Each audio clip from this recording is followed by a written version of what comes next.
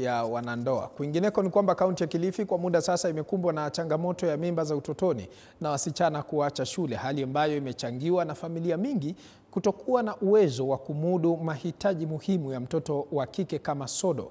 Kulingana na data ya Wizara ya Afya, 65% ya wasichana katika kaunti ya Kilifi hawana uwezo wa kumudu sodo. Hali hii imevutia wahisani kujitokeza na kuwakabidhi zaidi ya wasichana 200 sodo za miezi mitatu.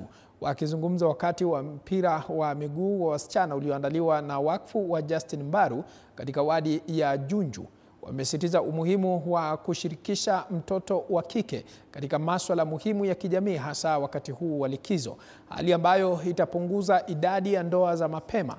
Aidha, mashindano hayo yalileta pamoja timu 12 kutoka wadi ya Junju na ambapo walipokea mafunzo ya afya ya hedhi. Sasa hivi tuna mpango wa kuweka sanitary towels za wasichana wote huku ikiwe ni free, yani tuwe tunawapatia wakati wa tamasha hizi kifanyika, yani kisha tukikadiria wanakwenda mpaka mwezi wa 8, ni baada ya miezi mitatu tuwapatie kila mtu kama packet 3, tukutane tena siku nyingine tuwapatie za muda kama huo tena.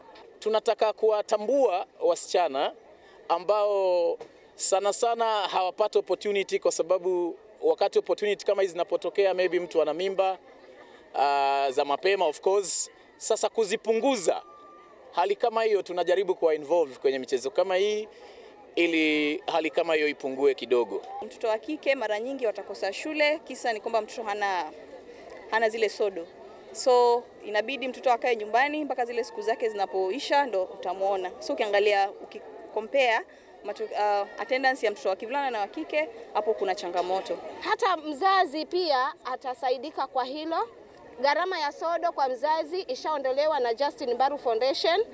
Pia tunahitaji kwamba hata kwa fees wengine wajitokeze. Mara nyingi watoto huwa hawapati hiyo nafasi ya kuweza kupatiwa mafunzo, na pia ninashukuru Justin Mbaru kwa pia kuweza kuwapatia zile menstrual hygiene kits. Uhitaji ni mkubwa kwa sababu ukienda nyanjani unapata watoto wengi hawapati hizi menstrual pads. Wengi ukiwauliza unasikia tunatumia vitambaa, tunatumia mattress,